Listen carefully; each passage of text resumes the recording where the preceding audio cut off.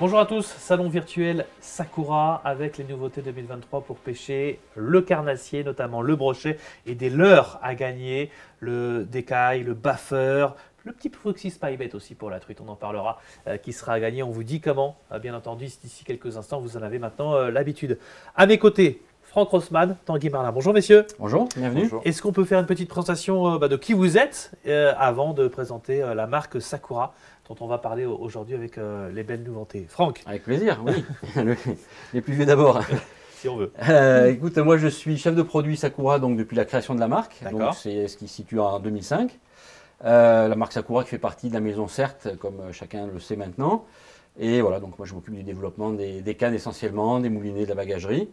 Et Tanguy qui travaille avec moi depuis une douzaine d'années maintenant. Et lui s'occupe plus de la partie leurre. Donc je vais laisser se présenter. Tanguy, un petit mot. Même il a déjà bien avancé la présentation. Moi j'ai rejoint Franck il y a un peu plus de 10 ans et donc principalement pour m'occuper du leurre. Et puis à l'époque c'était partagé entre la mer et l'eau douce, et là maintenant on est plutôt partagé sur les familles de produits, donc avec Franck qui fait les cannes et moi. Bon, vous connaissez forcément ces deux visages de toute façon, hein, si vous suivez un peu le monde de la pêche. On va présenter des cannes, on va présenter des leurres, on va présenter un attractant également, hein, ce Procure Super Gel, on va vous en dire plus dans quelques instants. Juste avant la présentation de tous ces leurres, un petit mot sur Sakura. Voilà. C'est encore Franck. Hein. Les Sakura, c'est une fleur. Alors ça, voilà, le mot Sakura, c'est la fleur de cerisier. Ça. Donc c'est les beaux cerisiers japonais là. Exactement. Et puis là, c'est la saison du printemps, donc c'est la floraison, en plein pic de floraison des cerisiers. Donc c'est un nom qu'on a donné à cette marque-là, pas pour faire penser que la marque était japonaise, mais parce qu'elle se retenait. C'est un nom qui se retient facilement. Et voilà, puis qui est symbole du renouveau du printemps, donc ça va très bien avec ces nouveautés. Donc, tous les produits qu'on a ici viennent du Japon ou rien à voir ou comment ça se passe? Ils viennent de nos petites têtes, à Tanguy et à moi. Elles sont conçues pour la grande majorité ici à Blanquefort, dans la périphérie de Bordeaux. D'accord, et c'est là où vous nous accueillez aujourd'hui, effectivement, Blanquefort, la périphérie de Bordeaux. C'est le groupe CERT, c'est plusieurs marques aussi, hein. Il y a Sakura, mais il y a Garbolino, il y a plusieurs marques. Pour la pêche au cou, la pêche à la truite, ProWest pour la carpe, Sunset pour la pêche en mer, plus on a eu des distributions, et on en a encore, voilà, donc ça c'est les marques principales, et puis Sakura pour la pêche au leurre. Tous univers, donc mer et eau douce. Bon, on présente les nouveautés 2023. On va commencer par les leurres et on va vous dire également comment vous pourrez gagner quelques-uns de ces leurres.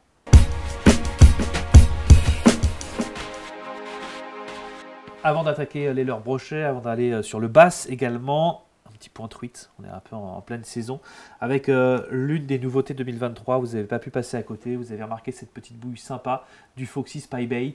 Ça c'est une création 100% Sakura, hein. Je crois que c'est Tanguy, hein. Ça vient un peu de là, quoi. Ça vient de son cerveau. C'est ce qu'on disait. Tout sort de nos têtes. Hein. Alors est-ce que tu peux nous présenter ce tout petit leurre à truite? Qu'est-ce que c'est que cette hélice? Qu'est-ce que c'est que ce gros ventre? Ça sert à quoi? Alors, ça s'appelle Foxy Spybait et donc du coup c'est un spybait.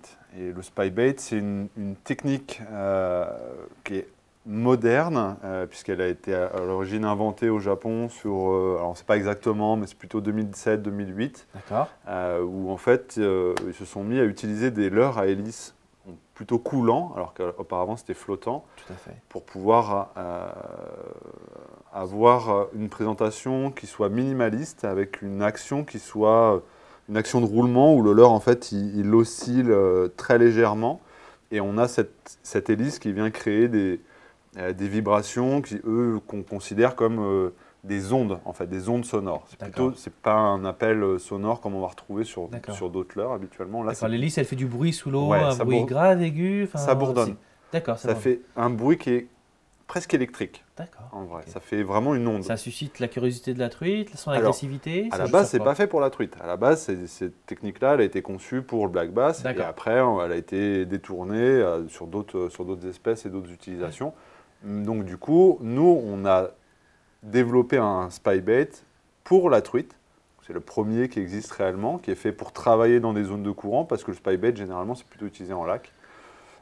Donc du coup, on a une toute petite taille. Donc là, on a moins de 4 cm pour 5 grammes. Et donc du coup, on a gardé cette hélice qui est frontale ici, là, qui va créer ce bourdonnement. Et la partie qu'on a sur le ventre, là, en fait, c'est un lest en tungstène qui est à l'intérieur, mais qui vient jouer cet effet de ballast et qui va permettre d'équilibrer le leurre. C'est aussi ça qui va lui donner un centre de gravité très bas, qui va lui permettre de lui donner cette petite action. En plus d'avoir une densité haute qui permet d'être lancé précisément et facilement aussi. D'accord, je crois qu'on a fait un test dans La Pêche et les Poissons qu'on a publié dans le magazine La Pêche et les Poissons.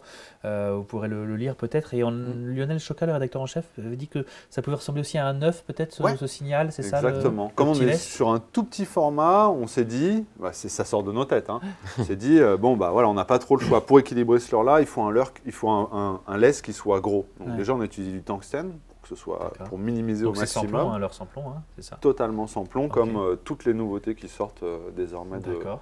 Tous les leurres qu'on vous présentera aujourd'hui seront sans plomb. Zéro plomb dans tout ce qui sort. On aura l'occasion d'en parler. Ok, ça marche. Et donc du coup, oui, effectivement, quand on a vu ça, on s'est dit, on dirait un petit alevin. Et ça a un peu cette forme de vésicule résorbée, comme un alevin qui a son sac vitellin. C'est pour ça qu'on les a, sur pas mal de coloris, on les a peints en orange. On a fait des peintures réactives aux ultraviolets en orange, comme le sac vitellin d'un petit alevin. Et les ventres orange, excuse-moi, je te coupe sur la truite, c'est vrai que c'est fondamental. Ça déclenche vraiment plus d'attaques. On l'a vu déjà sur nos gammes de leurre classiques, il y avait un petit spray orange sur le ventre. Et après, il y a une autre chose qui est vraiment très particulière à ce leurre-là et à tous nos leurres truites qu'on sort désormais. C'est-à-dire qu'ils sont maintenant montés avec des hameçons simples. D'accord. Uniquement, plus d'hameçons triples. On part du principe que la truite, c'est un poisson qui est relativement fragile, que c'est un vrai tournant que vous initiez là, du coup. C'est pas un courant qu'on a initié. Vous, en tout cas, on est dans le vous prenez quoi. Voilà, nous on a pris ce virage-là parce que effectivement tous les parcours no-kill c'est en hameçon simple, alors sans ardillon. Là il y a un ardillon, mais il suffit de mettre un petit coup de pince pour l'écraser. Bien sûr. C'est comme et il est monté sur un émerillon à roulement en fait. Donc on a un hameçon qui est rotatif. Ah oui, d'accord. Effectivement, je n'avais pas vu. Oui, effectivement, ça, et derrière. C'est un système aussi qu'on a développé depuis pas mal de temps et qui permet de limiter les décrochages. Pour la truite, les salmonidés, de manière générale, c'est des poissons qui se contorsionnent beaucoup, qui sautent. Tout ça, Donc ça évite les décrochages aussi. Comment il s'anime? Le spy bait, c'est du lancer-ramener. Il n'y a pas d'animation. Il faut juste trouver la bonne vitesse de récupération pour que le leurre il ait cette ondulation. D'accord, il oscille légèrement. Il faut qu'il tienne le courant de manière légèrement penchée et il oscille. Lancer amont, aval, amont, aval, peu importe. Comme avec une cuillère par exemple. Exactement. Voilà. Ce qui va primer, c'est la vitesse de récupération pour obtenir cette action. Combien de coloris vous avez et quel prix tu m'as dit ou pas? Alors sur les coloris, il doit y avoir une dizaine de coloris à peu près, avec des coloris peints comme celui-là, et après des coloris avec des imprimés, donc type ce qu'on appelle real life. En fait, c'est une impression d'une photo d'un poisson sur lequel après on vient appliquer des peintures, des vernis, etc. Et après, en termes de prix, c'est des leurres qui sortent aux alentours des 15 € en moyenne. Il faut l'avoir dans sa boîte, il est tellement joli en plus. Vous n'avez pas deux leurres, des leurres comme ça dans le commerce. Donc voilà, c'est super sympa. Voilà pour le Foxy Spy Bait. On va vous présenter un autre leurre à truite qui est l'Arctac Trout. L'Artact désormais de Sakura avec des hameçons simples, donc messieurs. Pour la truite. Voilà, pour la truite. Artact Trout, parce qu'il y avait l'Artact aussi minot, c'est ça pour la mer? C'est le leurre qui a initié cette famille-là. Et voyant que c'était un leurre qu'on avait lancé au départ pour les étangs méditerranéens, notamment les pêches assez fines, assez discrètes, il y a des pêcheurs qui se sont dit tiens, c'est un leurre qui irait très très bien pour la truite. On a écouté un petit peu les retours comme ça de terrain après une saison et on l'a développé sur une taille plus petite. Vous downsizé en fait et avec des hameçons simples. Alors aujourd'hui, il existe en combien de tailles? Quelles sont ses qualités? Comment ça fonctionne? Là, il existe désormais, donc ça c'est la grande taille, c'est le 6 cm. Il existe dans une taille un peu plus petite, donc 53 mm exactement. Et alors la différence entre l'Arctac Trout et l'Arctac minot, donc bien sûr il y a ces hameçons simples. Et après, c'est principalement au niveau des coloris, où effectivement, on est parti sur des coloris qui sont spécifiques à la truite, donc avec encore là les coloris Real Life avec les imprimés, donc là un Véron qui est ultra naturel. Et puis après, donc tous les coloris avec les patterns truites, donc avec les petites ocelles, etc. Il y en a quelques-uns, effectivement. Alors, le coloris Real Life, là, pour donner un petit repère, on a été les premiers à utiliser ce système d'impression justement par imprimante directement. Donc dans les années 2010 à peu près. 2010, ouais. Et depuis, bon, on l'applique à différentes gammes, et notamment sur la truite, les coloris Véron sont vraiment hyper efficaces et très très recherchés. Le réalisme est bluffant. D'accord. Ça plonge un petit peu, c'est ça? C'est très lourd et très compact. Donc ça se lance bien déjà. Ça se lance bien. À la base, c'est quand même un leurre qui est fait pour la mer, donc ce qui impliquait d'avoir des bonnes distances de lancer, d'avoir une grande stabilité pour pouvoir être efficace dans les zones de courant et de vagues. C'est ce qui fait que ça a séduit quand même pas mal de pêcheurs de salmonidés qui se sont dit on a besoin d'avoir quelque chose, d'avoir encore plus coulant, encore plus compact que nos leurres habituels, comme les Foxy, les Chopsy, etc. Donc du coup, ils ont basculé sur le Hardtact. Et effectivement, on a un leurre qui est quand même très dense là pour celui-ci qui fait 6 cm, il pèse 8 grammes. Et on a un leurre qui est très anguleux, avec des formes qui sont très anguleuses. Donc on a un ventre qui est vraiment plat. On a une section qui est en termes de largeur qui est relativement fine. Et on a aussi une bavette qui est très large. Donc qui permet de produire beaucoup de vibrations. Donc on a un leurre qui est très vibrant, qu'on sent vraiment facilement et qui coule très fort. L'animation, Twitch. Là on fait ce qu'on veut, récupération, Twitch. On a un leurre qui va se désaxer, qui va rester très stable dans le courant aussi. Donc c'est au choix. D'accord, ok. Les prix 15 €. 15 € aussi, une quinzaine d'euros. Après, c'est le détaillant qui fixe ses prix, mais voilà, c'est un prix. Aux alentours des 15 €. D'accord, ok. Merci beaucoup pour ces deux petits bonbons à truite. On va passer à la taille supérieure maintenant avec des leurres plus pour le brochet.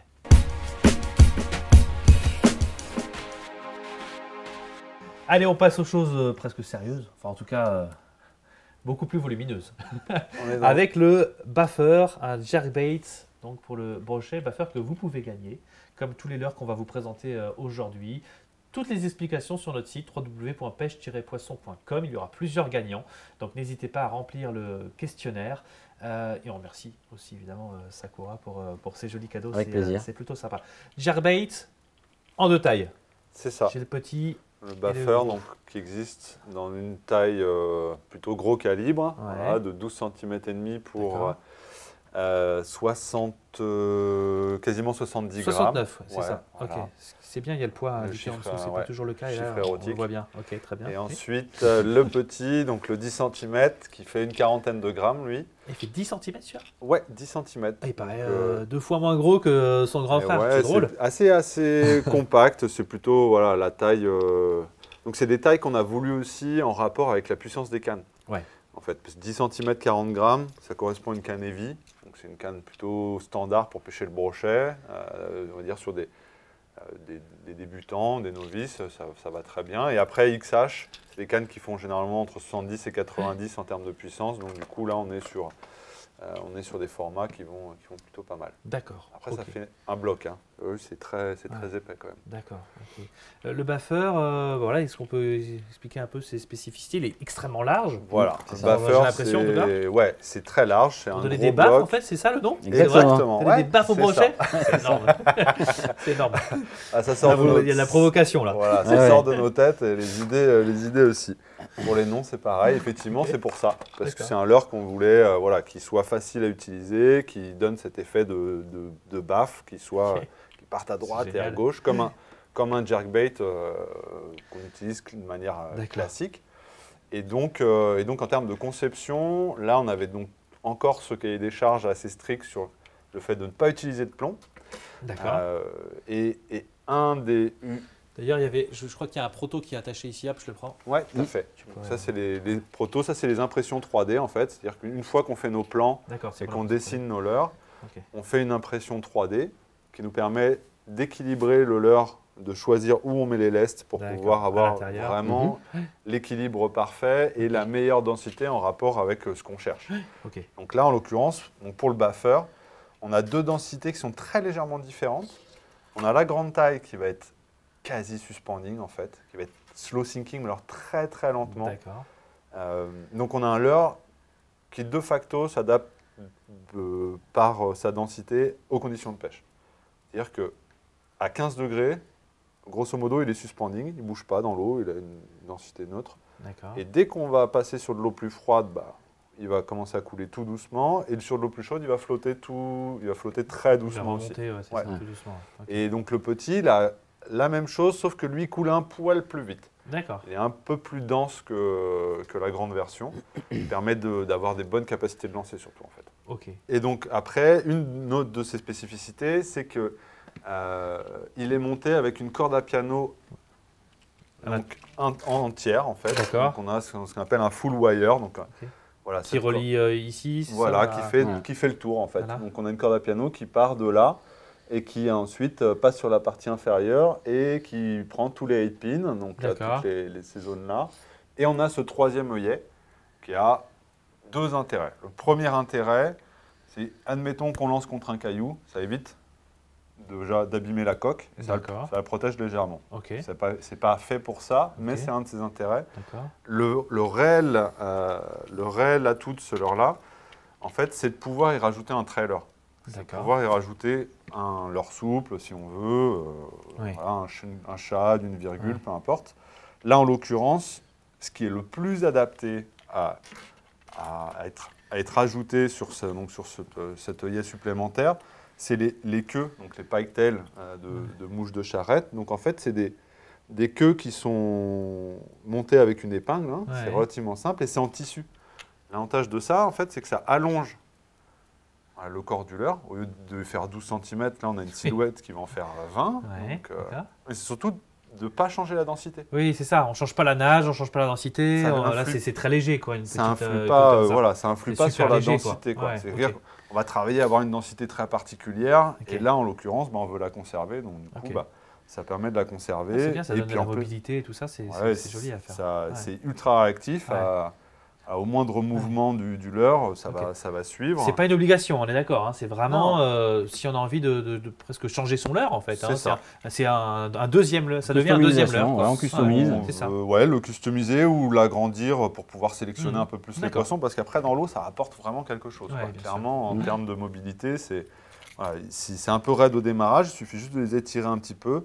C'est du tissu.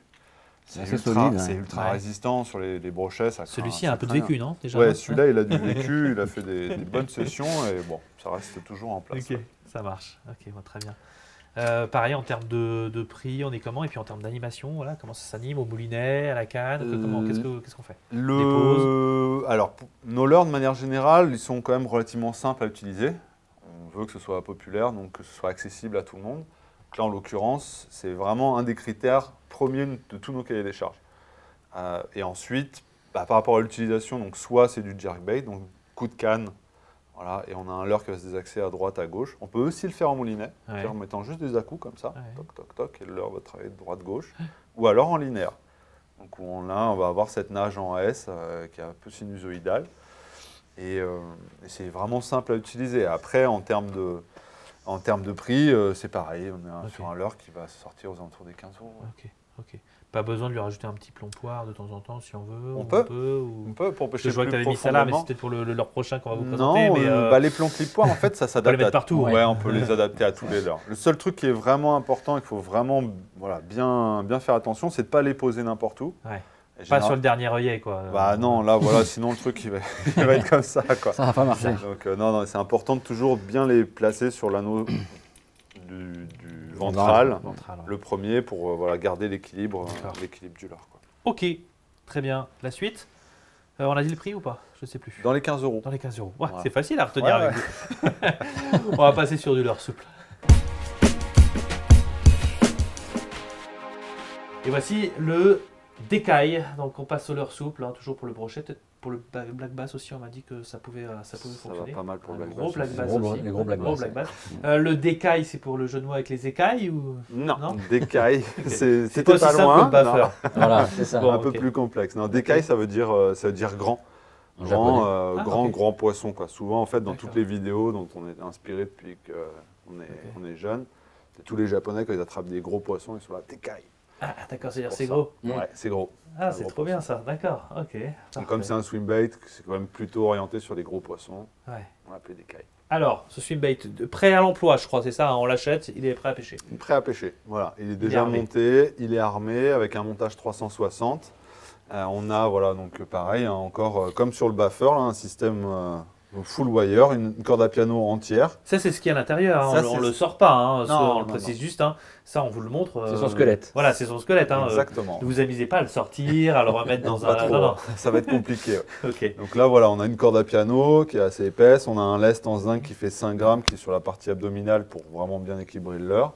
Et on a ce montage 360 qui est maintenant un incontournable de la pêche du brochet. D'accord. Qui limite les décrochages et qui est vraiment simple. Un triple pour pêcher le brochet, c'est assez indispensable. D'accord. Et on n'en a qu'un seul parce que ça reste un leurre souple, donc qui est très peu plombé. Donc en termes de densité dans l'eau, c'est très léger.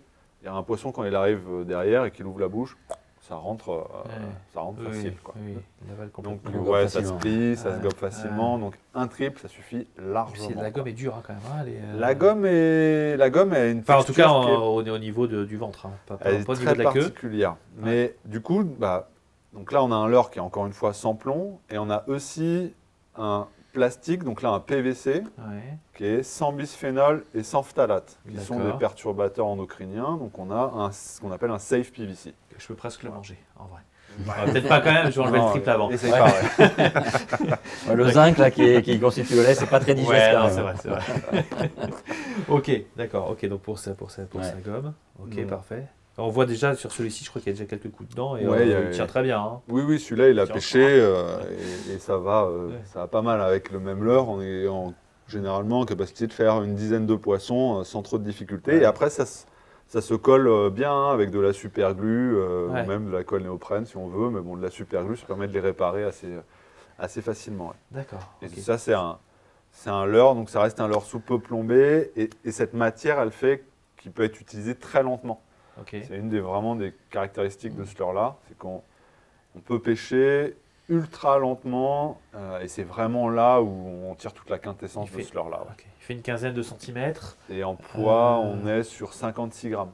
Ah, quand même. Donc, ok, je pensais pas. Il y a beaucoup de... En fait, il y a la partie interne, elle est là. Ouais.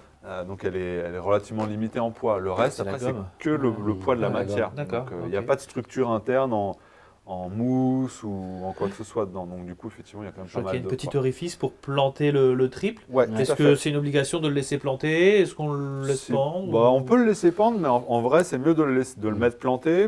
Bon, on a fait cet orifice-là pour ça. Ça évite qu'il y ait un peu de débattement, que ça accroche aussi les petits bouts d'herbe, etc. Pour le lancer aussi. Pour le lancer, c'est ça.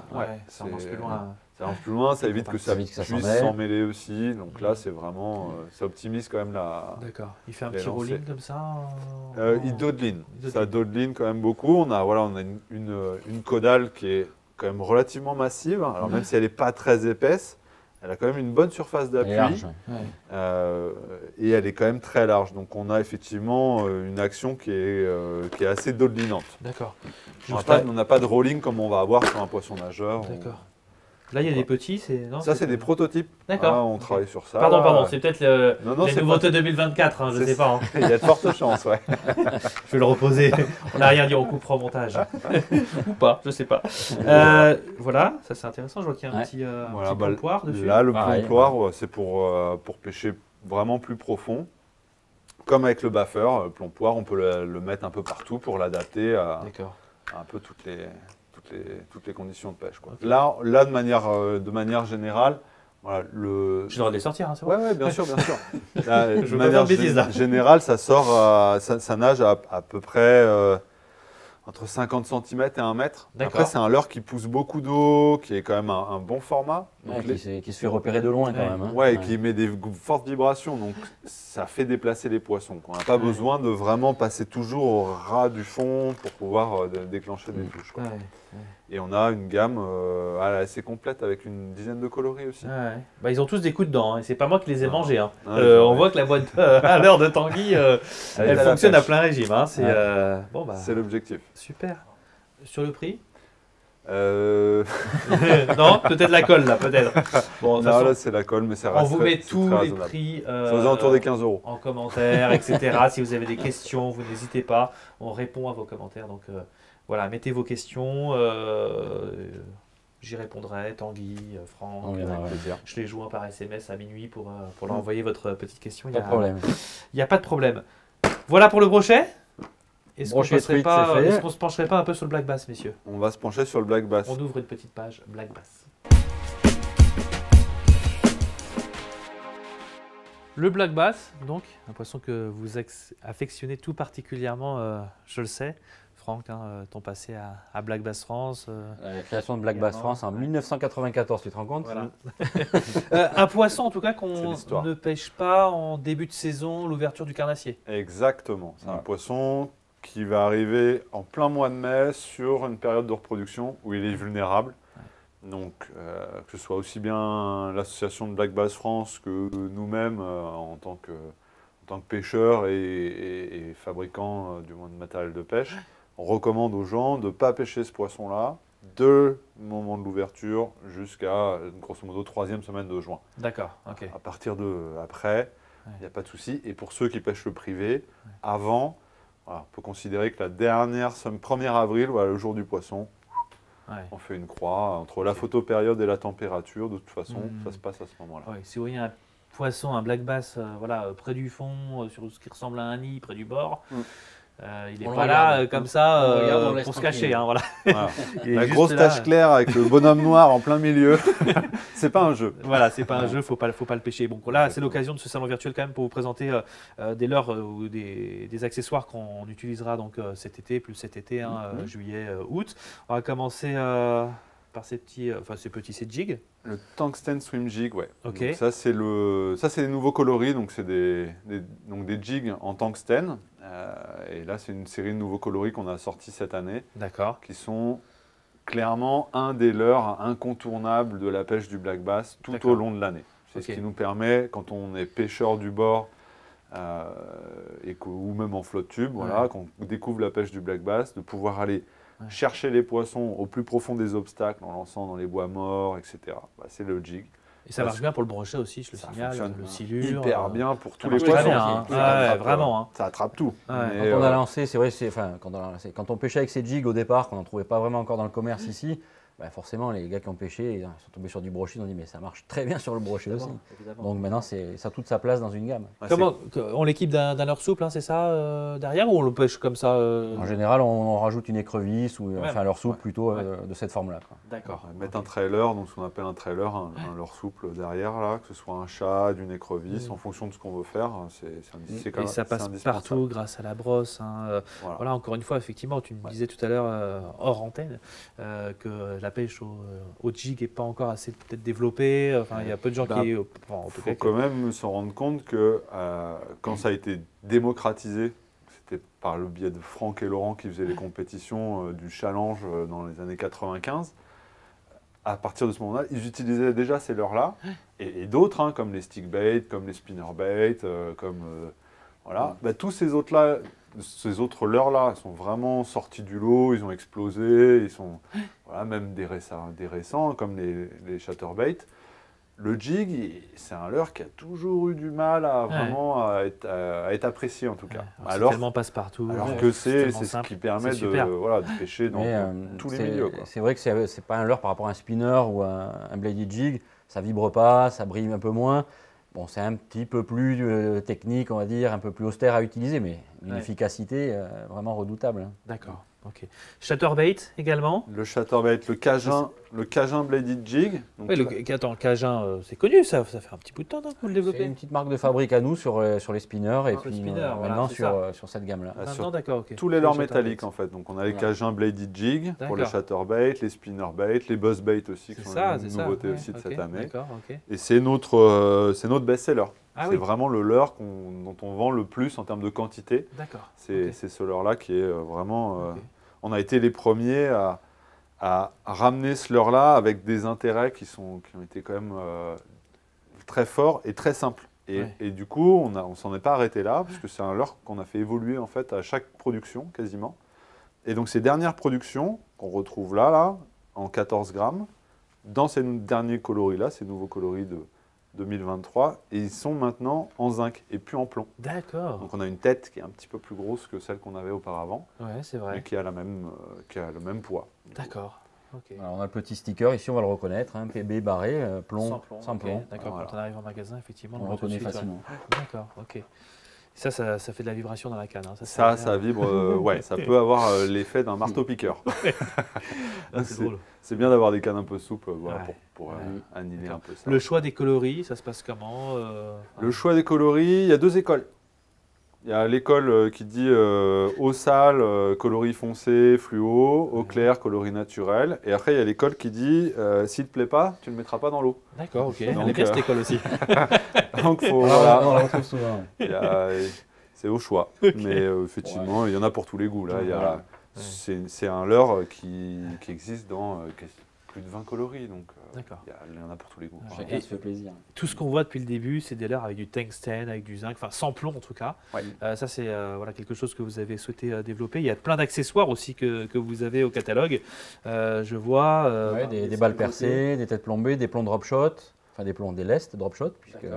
Oui, on appelle plus ça des plombs. Voilà. On appelle ça une tête plombée. Une tête lestée. Il va falloir trouver une tête lestée, je note. Ou une jig-head, puisque ça aussi, c'est rentré dans les mœurs maintenant. C'est vrai. Donc là, il y en a en laiton, il y en a en tungstène, et puis on a vu que le zinc aussi faisait partie des matériaux qu'on utilise aussi beaucoup sur le lestage interne des leurres. Parce qu'on le rappelle, le plomb va devenir interdit à la vente, c'est ça Le plomb est officiellement interdit depuis le 1er janvier 2023. Il y a des dérogations qui sont de l'ordre de 3 ans pour les plombs inférieurs à 50 grammes et de 6 ans pour les plombs supérieurs à 50 grammes. Donc on est vraiment dans la dernière ère du plomb.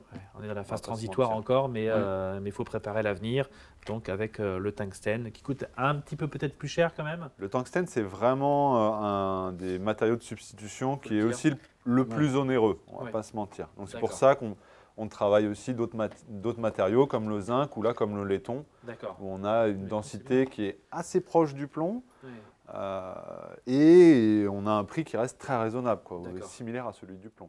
Donc, ça c'est quand même pas mal. Ça marche. On va faire maintenant un petit focus sur un attractant. Un attractant de pirate, qui plairait bien à notre pirate à la pêche et les poissons, Julien Massier. Regardez, il y a une tête de pirate ici. Voilà. Ça s'appelle le Procure. C'est une marque, c'est ça que vous Exact. Alors Procure, c'est la marque, et c'est une marque donc américaine. C'est une distribution qu'on a pris cette année, donc du coup qu'on travaille avec pour l'instant un produit qui est le Super Gel. D'accord. Ok. Et ça, c'est 100% biodégradable. C'est 100% naturel et 100% biodégradable. D'accord. Donc biodégradable, ça veut dire que tout est dégradable dans l'environnement par des bactéries. D'accord. Donc on a un gel qui est relativement naturel en termes d'aspect, d'odeur aussi. Et en termes d'aspect, regarde, sors ton doigt. Voilà, je n'aime pas faire le test des attractants. Non, t'étais obligé. Et pour moi. T'étais obligé. Alors, oh là là. Mais là, on t'a donné on a pris le plus sympa, c'est krill, c'est marin. J'ai le rhume des foins, j'ai le nez bouché à cause des pollens, et je peux vous dire que je le sens. Ça va te soigner de suite. Oh la vache. On a une texture qui est quand même, c'est du gel, c'est très collant, donc ça va bien. Tu vois. Ouais, débarrasse-toi, parce que ne faut pas rester avec. Ok. Tu peux pas prendre l'avion après. Alors pour le mettre, c'est simple, on étale. Cette quantité suffit en tout cas. On l'étale sur le dos, sur les côtés, un peu où on veut, sur la queue. Là où on veut. Ça reste très collant et c'est ultra odoriférant. Ça tient très longtemps. Même si le produit va s'en aller au bout d'une centaine de lancers, l'odeur va rester, elle, par contre. D'accord. Vraiment, et puis elle va perdurer longtemps. Voilà. Mettez-en un peu sur les vêtements de vos ennemis, par exemple. Ça peut bien fonctionner. On se lave bien les mains après au savon. Il faut bien se laver les mains, parce que ça reste... Mais ok, d'accord. Ça reste collant. Et donc ça, c'est un produit qui est vraiment une nouveauté qui existe dans... Oui, vous avez plusieurs parfums. Une quinzaine de parfums. D'accord. Donc on a des parfums qui vont un peu pour tout. On a soit des parfums, type pour une espèce en particulière, ou pour un univers, type saltwater pour la mer. Là. Trophy Pike. Voilà, pour les brochets records. J'ai un brochet record avec celui-ci. C'est la saison des sèches. Ah oui. Pour mettre sur les turlutes, ça va bien aussi. Ça va sur beaucoup de leurres, ce soit des leurres souples principalement, parce que c'est là où c'était utilisé avant, sur le cendre, où ça a été vraiment plébiscité.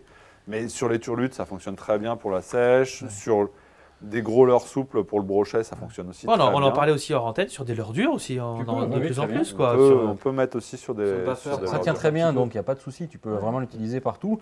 Et ce qu'on disait aussi, c'est qu'il y a le UV flash dessus, donc il y a un réactif aux UV qui renforce. Ça veut dire quoi, ça, justement? J'avais lu ça dans la description, qu'est-ce que ça veut dire? Ça veut dire que le produit en lui-même, il est réactif aux ultraviolets. Voilà. D'accord, ok. Naturellement aussi, il y a des ingrédients qui permettent de le faire devenir un peu fluorescent aux UV et renforcer le côté visuel en plus du côté olfactif. Et c'est 100% naturel, c'est-à-dire que tous les produits qu'il y a dedans, là en l'occurrence, si on parle il n'y a pas de paillettes ou des choses comme ça? Non, il y a zéro paillettes. Et là, par exemple, quand on parle de sardines, donc on ne va pas donner la composition qui est confidentielle, bien sûr, mais dedans, il y a de la sardine. D'accord. Okay. Voilà, la vraie sardine. Là, pour le squid, donc il y a du vrai calamar. Pour le brochet, il y a du vrai brochet, et ainsi de suite. D'accord. Il met du vrai brochet dedans? Oui. D'accord. Ok, bon bah super. Attention à n'utiliser que pour la pêche, hein, pas pour la cuisine ou quoi que ce soit. Exactement. Ça peut donner du goût. Voilà. Allez, on passe aux cannes. Et du coup, je me retrouve avec dans les mains une canne Ionizer. Alors vous connaissez Ionizer, mais maintenant ce sont les G2. Et je me tourne vers Franck, le spécialiste des cannes. Je m'occupe des cannes en effet chez Sakura. Donc la Ionizer, c'est un nom qu'on connaissait effectivement, mais maintenant c'est la version G2 en 2023. Tout à fait, la deuxième version donc, qui est juste fraîchement sortie et disponible. Donc une série de 35 cannes qui sont réparties un petit peu comme ce qu'on fait déjà depuis un petit moment sur cette gamme de qualité de cannes. C'est qu'on les répartit par famille technique un petit peu. Donc on va avoir 6 familles en gros. Donc les cannes spéciales pour le flotte tube, les cannes pour la pêche finesse, les cannes pour la pêche du brochet, plutôt power game. Et donc découle de ça la fabrication des cannes, c'est-à-dire quel porte-moulinet on va pouvoir utiliser dessus. Donc on va mettre des porte-moulinets très légers sur des cannes finesse, sur des cannes qui vont être destinées à lancer les leurres qu'on a vu tout à l'heure. On va mettre quelque chose de plus puissant qui vont tenir des moulinets plus gros. Et voilà. C'est le blanc, l'esthétique qui reste finalement un peu le même, c'est ça. Et puis l'exigence aussi au niveau de la qualité. On a une esthétique qui est commune. Voilà, et ensuite, les spécificités techniques, porte-moulinet, les actions bien sûr, qui varient, et le montage d'anneaux. On va essayer de coller au mieux à la technique qu'on recherche. Donc là, on est presque dans du haut de gamme à un prix tout à fait abordable quand même. Je crois qu'on est aux alentours de 200 €. Aux alentours de ça, selon les longueurs et les puissances, bien sûr. D'accord. On est dans ces prix-là. Là, on est sur un carbone déjà au module, puisqu'on est sur du 30 et 36 tonnes. Donc, on croise les nappes, on travaille beaucoup ce système-là d'arrangement des nappes de carbone pour avoir à la fois de la résistance, de la sensibilité et rester sur des poids de cannes qui sont très corrects. D'accord. Qui permettent de pêcher toute la journée confortablement. Bon. Je vois que au niveau esthétique, c'est réussi. Les dorures comme ça, la petite fleur de Sakura, on en parlait. On a le petit rappel, qui est très très joli. Anneau Fuji. Donc là, on est sur du Fuji Alconite. Donc on est déjà sur de l'anneau, comme tu disais, qualitatif. C'est pas encore le très haut de gamme chez Fuji, mais c'est déjà un anneau qui est très robuste et léger, qui a des bonnes caractéristiques de dissipation de chaleur, etc., de glisse du fil. Donc on est déjà bien équipé sur ces cannes. Petit accroche-leurre aussi également qu'on peut enlever, qu'on peut mettre accroche-leurre Fuji, tout à fait, qui s'escamote. Il est tenu par un petit joint torique, donc ça c'est le petit plus.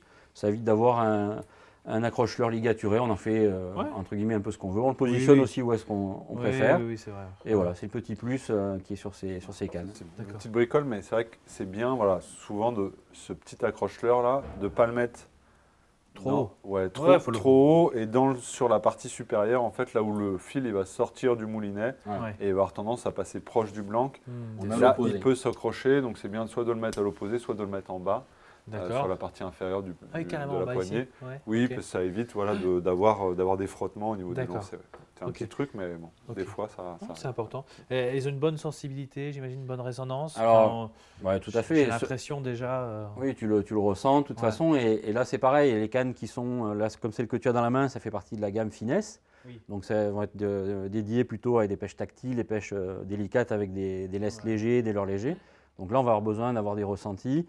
Sur les cannes, la famille Power Game, là, on va être plutôt sur la canne un peu plus puissante. Donc là, la partie résonance, elle va être un petit peu moins importante. Par contre, on va avoir une grosse solidité. Et c'est des cannes qui sont testées un peu partout, bien sûr, mais notamment en Amérique du Sud, sur les picoques, sur les aïmaras, sur des gros poissons. Ouais. Bon, quand ça franchit ce genre de test-là, on peut les amener pêcher le brochet chez nous sans problème. Casting, spinning, ça serait parti, c'est du 50-50 ouais, dans la gamme ça dépend un peu des familles. Dans la partie finesse, forcément, il n'y aura que des spinnings. Sur la partie flottube, il y a une de chaque. Oui, ça, on pourrait dire que c'est à peu près moitié-moitié. Enfin, il y a un peu plus de spinning quand même. Ouais, il y a quand même plus de spinning, ça reste plus populaire que le casting. Et puis, voilà, par rapport aux familles, donc Power Game, All Round, là, il y a de la casting mélangée. Et puis après, sur les long range, les finesses, les verticales aussi, on a un peu. Est-ce que vous conseillez d'avoir une canne pour chaque poisson? Est-ce que les cannes sont plutôt... Voilà, on peut utiliser la même pour le brochet, pour le sang, pour la perche. Ça revient souvent, mais la canne à tout faire n'existe pas. Voilà. C'est une canne qui va être bien pour faire certains usages et ça reste. La canne à pêche, ça reste comme le leurre, c'est un outil. C'est-à-dire qu'on ne va pas scier avec une pelle. C'est exactement la même chose avec une canne à pêche. Il y a des utilisations qu'on ne pourra pas faire.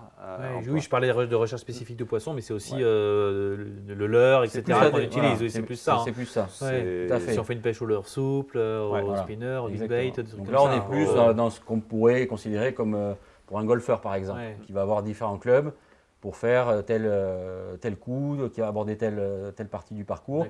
Là, c'est un peu pareil, adapté aux puissances de leurre et aux leurres utilisées. Voilà. D'accord. Okay. Après, on a un site, donc c'est Franck d'ailleurs qui gère le site, qui est vraiment très bien fourni en explications et en détails. Et il suffit d'aller visiter. C'est quoi le site? C'est sakura-fishing.com. Voilà, vous avez l'adresse, comme ça vous pouvez aller sur le site ou vous renseigner. Là, vous verrez donc les vidéos, les détails de produits et les explications par canne. Pour bien faire son choix. Voilà. C'est important de toute façon. Le choix d'une canne, c'est vraiment aussi de parler avec son détaillant. Ça, c'est super important. Autant le leurre, on peut un peu choisir sur des conseils, des vidéos, au feeling, des choses comme ça. La canne, c'est quelque chose, il faut en parler avec le détaillant. C'est plus délicat, il faut se renseigner, il faut aller chercher de l'information. Tout à fait, ok. Voilà pour la Ionizer G2. Maintenant, on va passer à une canne voyage. Je sais que vous êtes nombreux à vouloir vous équiper de canne voyage.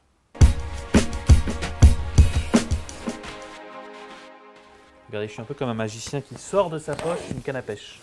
C'est pas plus grand que ça. Vous voyez, vous savez quand on sort le sabre aussi de la bouche, bon là je vais peut-être pas la mettre dans la bouche, mais voilà, ça c'est une canne à pêche. Voilà. Donc ça c'est la Trinis Explora. C'est une nouvelle gamme également, c'est ça? Alors c'est pas une nouvelle gamme, c'est une gamme qu'on avait déjà mis en place avec depuis longtemps, les Shinjin Neo, les Trinis Travel. Et là c'est une canne qui a évolué donc, au niveau de la construction, au niveau de la cosmétique bien sûr. Et qui est aussi un peu plus complète que celle qu'on pouvait fournir auparavant. Donc c'est une gamme de cannes voyage, en tout cas multibrin. On peut très bien l'utiliser, même chez nous, pour les personnes qui veulent se déplacer en transport en commun. Ils peuvent prendre en faveur l'encombrement réduit. Donc là, on est sur des encombrements autour de 60 cm, selon les longueurs. Voilà, on est entre 56 et 60 cm. De la 4 brins ou de la 5 brins pour les grandes longueurs, puisqu'on va jusqu'à 2,70 m. Et sur les longueurs les plus classiques, on va être sur du 1,98 m, 2,10 m, donc 6 pieds 6 et 7 pieds. Voilà, donc là pareil, on a une dizaine de cannes sur l'ensemble de la série. On va avoir 4 cannes casting et le reste en canne spinning. Donc là, on voit à peu près le pourcentage. Là, en plus, l'étui est super rigide. Je veux dire, ça risque pas de la casser, de la plier, etc. Exactement. Franchement, ça passe, quoi. C'est aucun problème, quoi. Pour de la canne multibrin, c'est quand même intéressant d'avoir ce genre d'accessoire. C'est plus qu'un accessoire. Ça les protège très bien. Et puis, ça permet aussi d'avoir une présentation un peu plus sympa sur des. Ça se loge dans la valise sans aucun souci. Voilà, donc celles-là aussi, elles sont parties sur les picoques, elles sont parties en Colombie, au Brésil. Ça revient du Venezuela. Et elle revient du Venezuela. Voilà. D'accord. Et bon, après, c'est des cannes que nous, on vend bien sur les pêcheurs qui partent en Irlande, qui vont en Suède et qui veulent plus s'embêter avec une longue canne. Est-ce que ça fait déjà quelques années qu'on le dit, mais avant les cannes voyage, c'est vrai qu'il y avait un petit peu de jeu, enfin, c'était pas au niveau action. Ça a bien évolué. Aujourd'hui, c'est vrai qu'en termes de poids et d'action, ça a énormément évolué. Non. Et puis les actions, si tu veux, donc on les travaille aussi maintenant. Par exemple, on a deux types d'emmanchements. On a un emmanchement classique sur la partie basse ici, pour rester, pour gagner un petit peu en diamètre de blanc, pour avoir une canne qui soit quand même pas trop large, trop grosse. Et ensuite, on est sur des spigots, donc on va partir sur un autre type d'emmanchement. Donc on adapte vraiment la construction en fonction de la progression vers le sion. Et pour avoir une belle action, pas de plat, pas de rupture de courbe sur pendant le lancer, pendant le combat surtout, et d'avoir de la robustesse quand même là-dessus. Donc voilà. Donc comme tu dis maintenant, les cannes voyage sont relativement abouties. C'est assez solide et ça reste légère et sensible. Et abordable. Ouais, ça coûte combien, 200 euros? Alors là, on est pareil. Dans la gamme Sakura, on a une gamme un petit peu moins chère qui va être dans la centaine d'euros, on va dire, et en dessous. Ah oui. Et celle-ci, on est sur l'équivalent un petit peu de la Ionizer G2. Donc on va être sur la canne autour de 200 euros.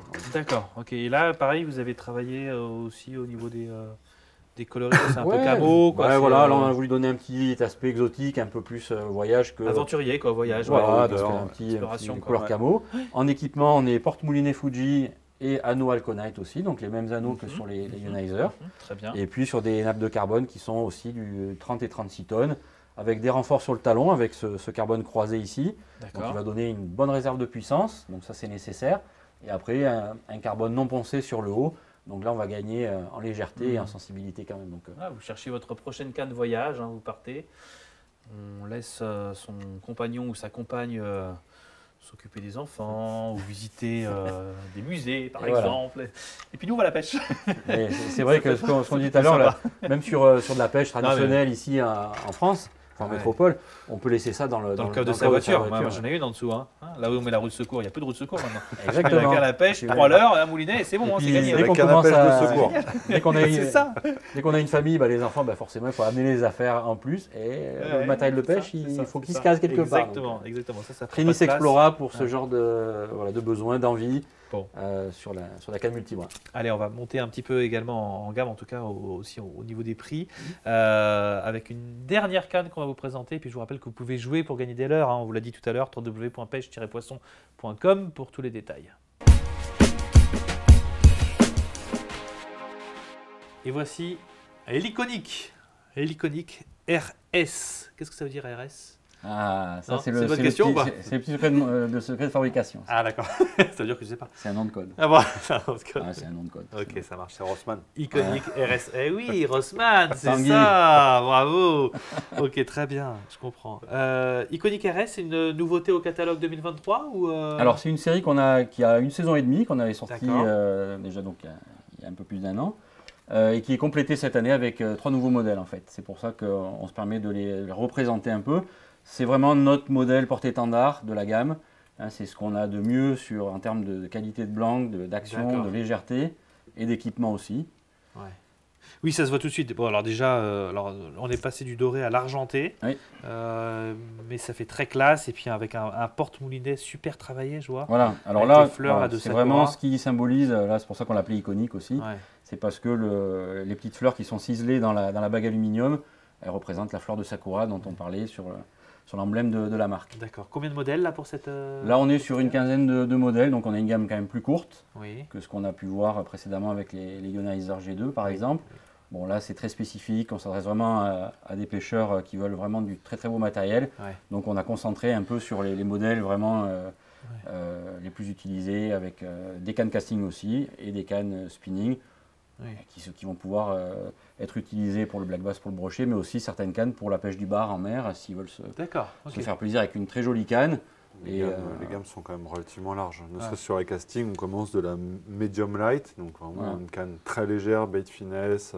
Celle-ci, là, donc qui est une nouveauté 2023. Et après, on monte jusqu'au double XH, donc des cannes qui sont vraiment orientées sur le brochet, des pêches fortes.